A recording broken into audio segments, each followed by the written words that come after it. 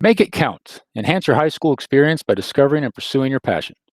Good afternoon and welcome to the 2021 Riverside Unified School District Career Technical Education Showcase, Information and Communication Technology Industry Sector Panel Discussion. I'm Wesley Jeffries and I teach in the Game Design and Development pathway at Arlington High School. Today I'm joined by Nick Mugridge, CTE Liaison, and my game design students Mariano Flores, Esteban Estrada, Jose Silvestre, and Stacy Steele. Today, our students will share their experiences in CTE and how they have pivoted their career engagement, academics, technical mastery, and professional skills this school year. Nick Mugridge and I are going to start by asking some questions. And I believe we're going to start with Esteban. So, Esteban, what kind of academic knowledge have you gained this year in game design? How is that knowledge connected to the career content that you've learned? So some of the knowledge I've obtained through this whole game design process is how to design games, and I have done coding and building games as well. So that knowledge that I've also acquired is knowledge that I acquired to create inanimate objects and actually give them life and allow them to actually move through coding and game designing. Can I ask a quick follow-up question, Esteban? Yes, Have you and what academic knowledge that maybe you received in other classes or in other parts of your life that you have been able to apply to this class, or vice versa? Have you been able to take some of the content you learned in this class and apply it outside? Oh, well, being very patient and very hardworking, I was able to apply that, but I would say that's really it. Just patient, just stay on time, stay on task, get the work done. I applied that to every single class to try to do my best. All right, I have a secondary follow-up to that. So, talking about academic knowledge, and if anyone else wants to answer this question, please do. Of all the core classes you've taken, right, math, science, English, history, etc., which one do you believe you're pulling from the most to help you with the game design stuff? I'll probably have to go down to most likely language arts to try to get better discussions of discussion boards and just make everything, and the communication with the team, try to make everything work fluently. Oh, thank you. Anyone else want to answer that question? No. All right. I'll go ahead and ask the next. Oh, go ahead.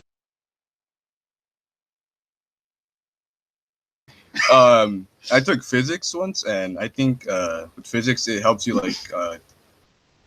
get some of the game physics to get working better than other games. Because without the game physics, it would make everything flow, and it would be very nonsense. So I think physics might be helping with keeping everything under control in the game. Cool. Well, I've got another question for you, Jose. Can you explain some of the hands-on technical mastery and know-how that you have engaged with in your CTE program? So specifically in this class, hands-on technical stuff.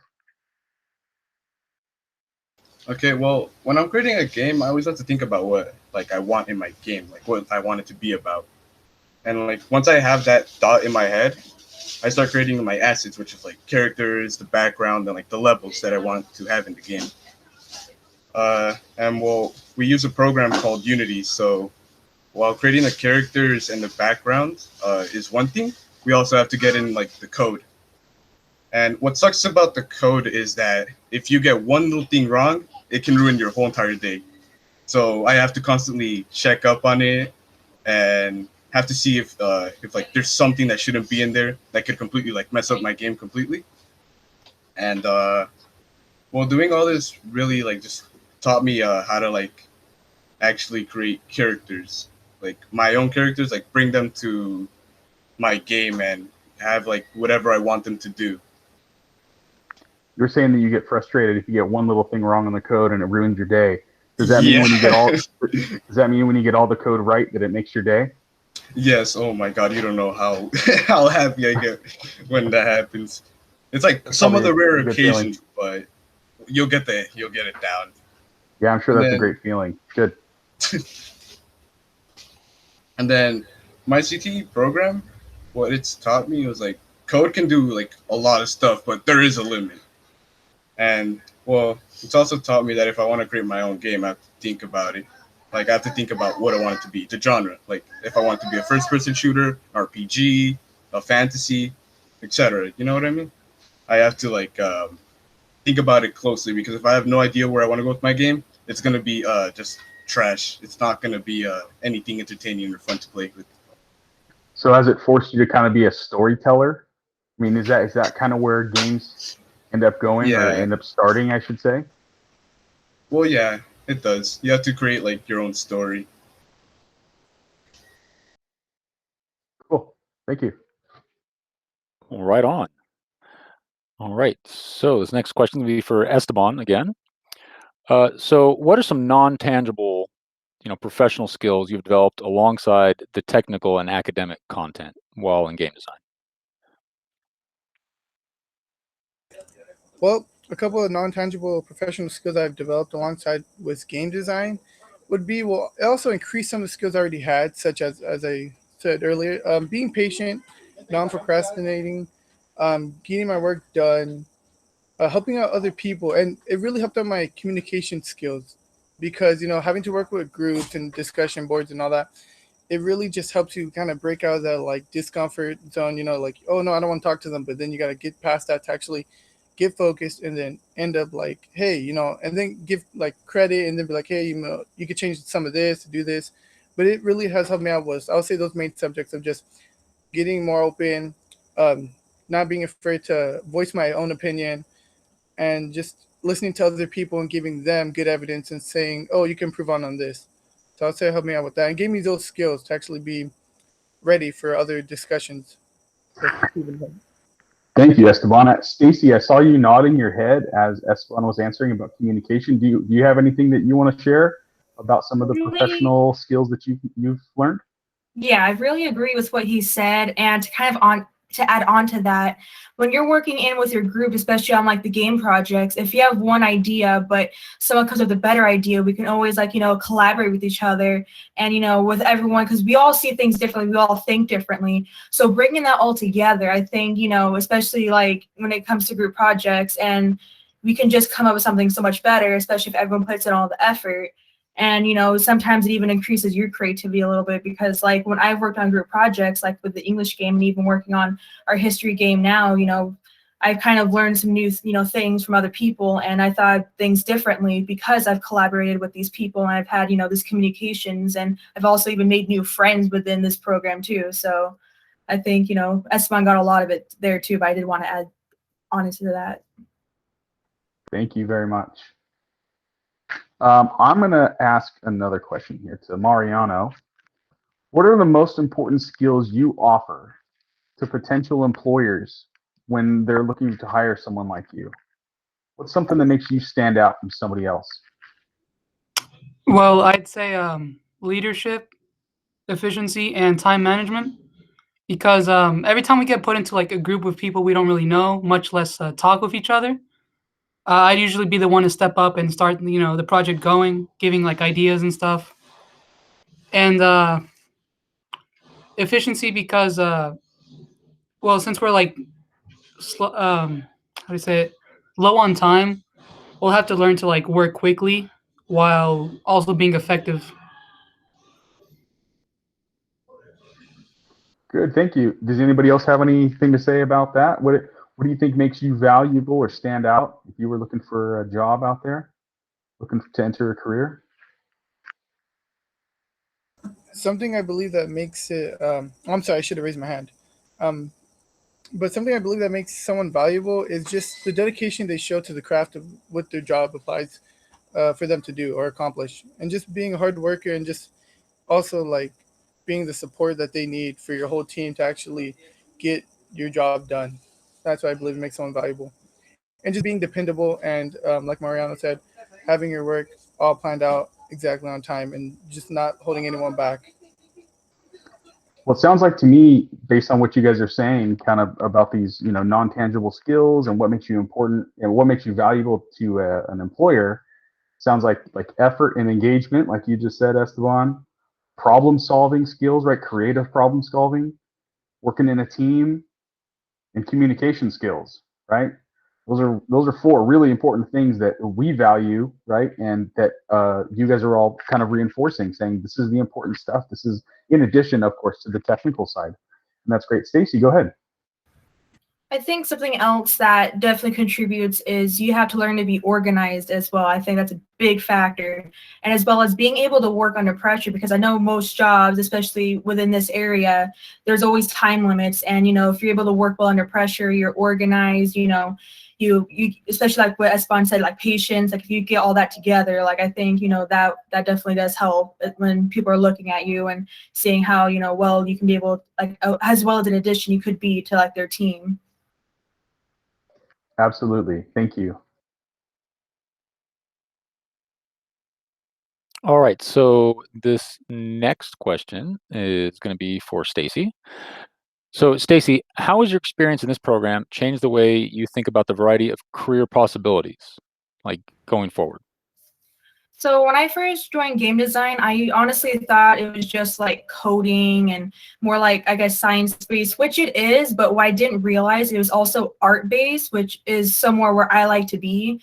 I feel like I'm really creative and artsy, and in game design, we do some coding, but what I really like is when we actually do the more hands-on stuff and we actually get to use our creativity. You can incorporate art, you can incorporate writing, and you can practice like different voices. You just have fun with it, and especially for the more digital aspect of it when it comes to voices.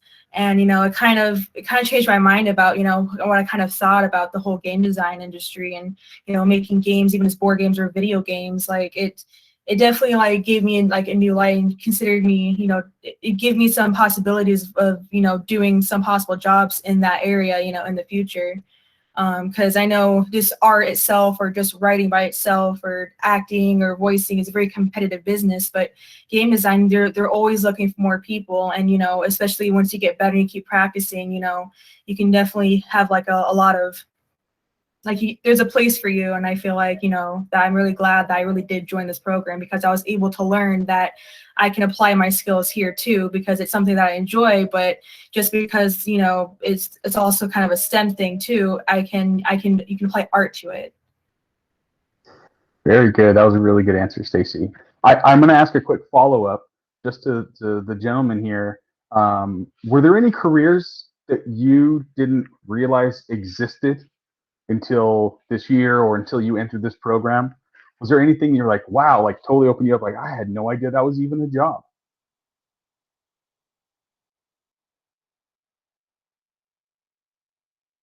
Go ahead, Mariano.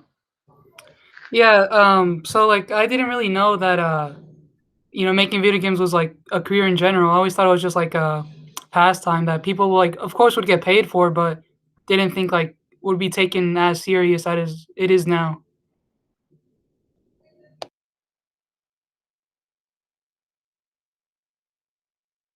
Cool. Thank So, you. small little follow-up to that one. So, we've done, this school year, right? Most of you are in the game design principles this year, which is more like board game stuff. Has any of the things any of the projects we've done or any of like the discussion boards we've had, have that exposed you to, kind of to follow up on next question, like jobs you might not have known existed, or things that you had maybe written off as like, yeah, it's not a thing, and now you're like, ooh, that might be interesting to pursue further?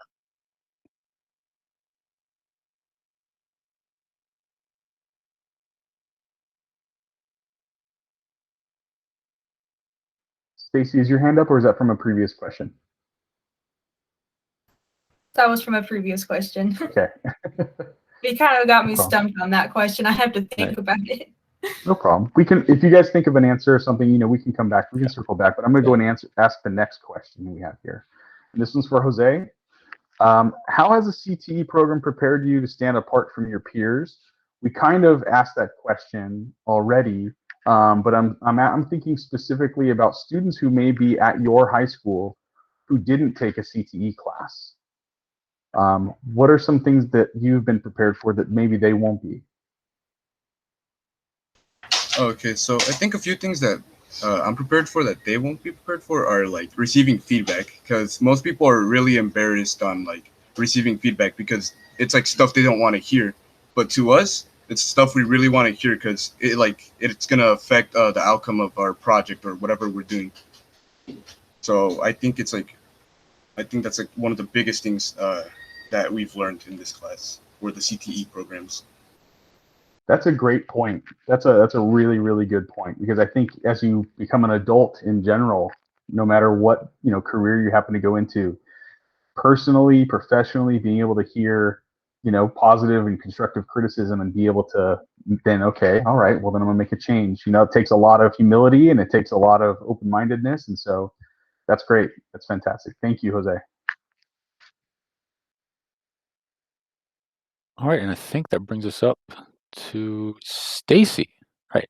So for Stacy, what is the most memorable or exciting experience you have from working in this program? And before you answer real quick, I just want to point out, I'd love for everyone to answer this question because it can be kind of a quick one. So, sorry, go ahead. So game design is new to me. It's something new I wanted to try, and it also fit in my schedule. But game design, like I said earlier, like it's a different.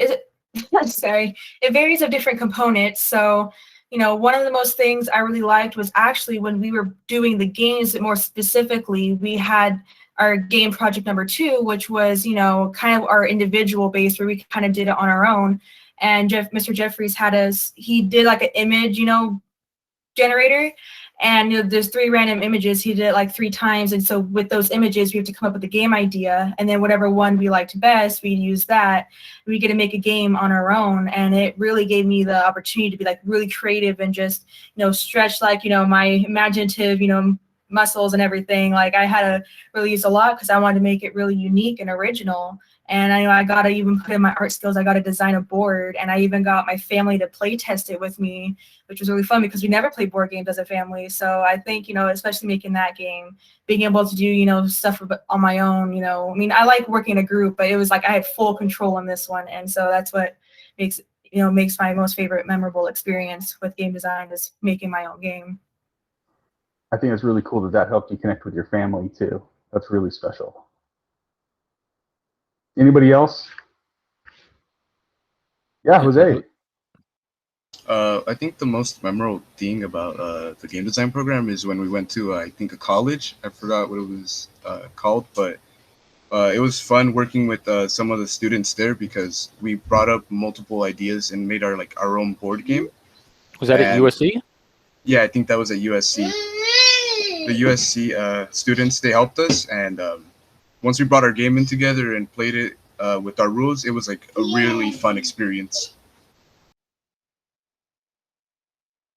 That's awesome. All right, guys, this is going to be our last question. And what I'd like to do is go around the horn. I know that we had, said that Mariano's going to be Mariano's question, but I think everyone can kind of answer this. I don't know what grade everybody's in, but the question is, what are your plans for after high school? So if you're kind of getting to the end of high school, maybe you're a senior, go ahead and give us the answer for that.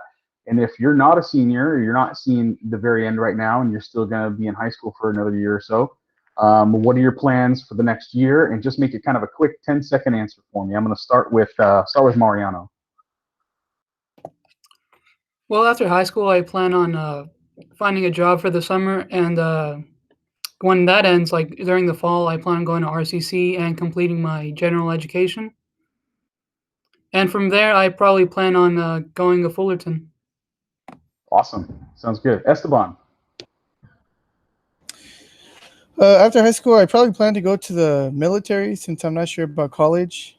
And yeah, just join the Air Force. Probably serve a basic contract of 4 years.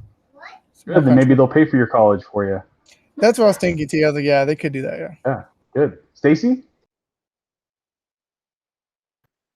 I actually want to be an international student because I feel like it would help like improve my creativity. I've been in California my whole life. I've never left. So I feel like even just going, past out of California, I want to, be able to explore and see, and, maybe it'll help me, get new ideas and stuff. It's something I've considered. That's a really good idea. All right, Jose, what are your plans? What I'm thinking is probably studying a little bit more code, see what I can do with that. Like probably instead of like designing games, I'm probably gonna want to like work on websites or on apps and see where that takes me. Very cool. Cool, right on. Thank you. All right, well, so this concludes our 2021 RUSD CTE Showcase Industry Sector panel discussion. I want to thank the student panel and Nick for his valuable input today, and also like to thank our industry partners who are watching this video for supporting RUSD CTE students. RUSD Career Technical Education, where students are career ready, period.